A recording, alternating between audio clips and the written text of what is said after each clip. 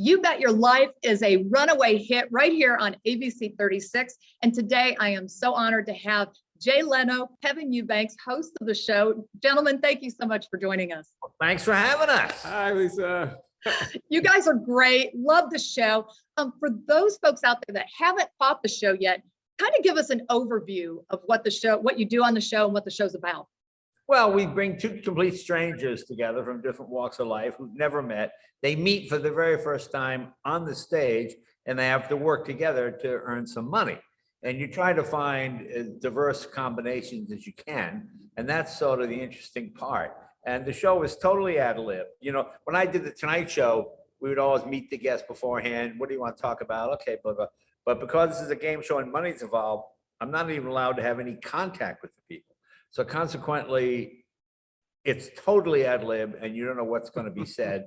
And that's really what makes it a lot of fun. It's kind of like a version of jaywalking, which is something we used to do on the Tonight Show. We just stop on the street and talk to them. And, you know, we would talk to no more than 20 people a night and always wind up using 13 or 14 of them because the people are just funny, you know. What was the Alan Funt used to say? Catching people in the act of being themselves. That's really what it is.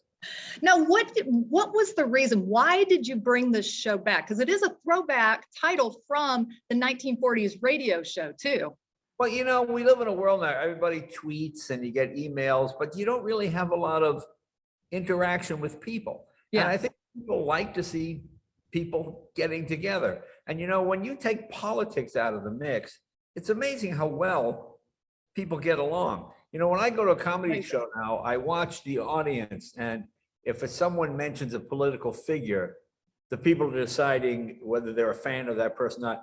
And right then and there, they're deciding whether they're going to laugh at the joke because it's for or against their candidate, you know, as opposed to just laughing at the joke. You know, you can make fun of the other side can make fun of you. So by just eliminating politics from the mix, see, that's why we love Rodney Dangerfield. I knew Rodney 40 years. I had no idea who he voted for. Rodney was just about the jokes. And that's why we have this contest, this You Bet Your Life Rodney Runs, where we pick a topic and people send in a joke in the style of Rodney Dangerfield. Which is fantastic. Yeah, let's talk about the contest too. Folks have to send in jokes and there's prizes involved with it, correct? Correct. Kev, what's the prize? You get $1,000. Yeah.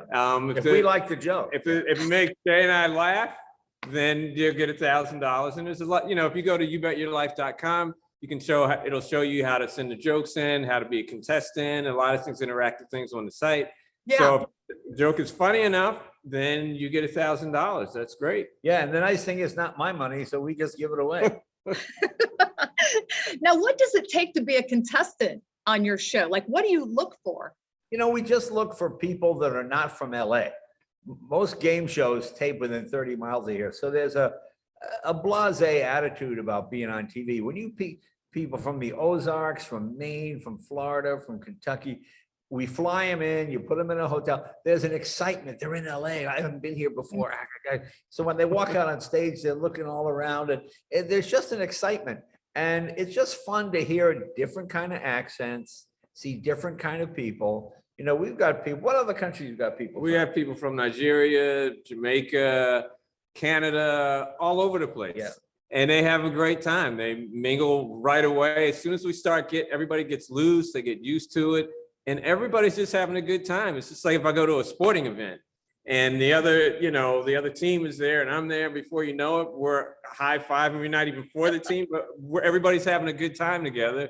So it reminds me of that a lot. And out of nowhere, they're having a good time. Yeah, one of my favorite couples, we had this African-American guy, about 275 pounds, just an enormous guy, 6'5", and he's teamed up with this little white-haired lady of about 4'11". And every time they got a question right, he'd pick her up like a rag doll, like this. She'd go, woo, woo, woo, woo. And it was hilarious. And the two of them were high-fiving each other. And he said, so where else would you see this? Where would you see this happen? But because they're complete strangers, they're just excited about winning money. They're not discussing issues. They're just there to have fun. And they do have fun. And you realize there's really more that unites people than divides them. That's really the fun part about doing this. One time we had to stop the show. Well, we kept going, but we had to stop with the contest. You know, this lady, she was a self-proclaimed, you know, cougar. Oh, the cougar lady. Yeah. So they're in the middle of trying to answer the question, and she's looking like that the whole time. And you know, we want to, you know, you make some money. You're gonna win some money. She was checking out one of the stagehands. All right. So finally, we said, just get him over here. Have a look at him. Look, you know. And she's just looking him up, and then she goes back to answering the questions. It was hilarious. Now, imagine if a man did that. Imagine if a man was going, "Oh, who's that young girl over there?" You know, I mean, just shows you how times change. And she's going, "Oh, I like that man." And I'm going, "Will you play the game? Please stop looking." And that loosens everybody up. And all of Right. a sudden, we're on a different level. It's funny, and they can do what they want. Yeah. It's great like that. Well, and the show translates that clearly across the screen. And, you know, gentlemen, thank you so much for having the show, but also for being back together too. I love seeing you guys work together, and we just really appreciate what you're doing right now. So thank you for being with us. Thanks for watching. And Appreciate tell it. some of your audience to write in. We'd love to get a lot of people from Kentucky. Absolutely. They would love it.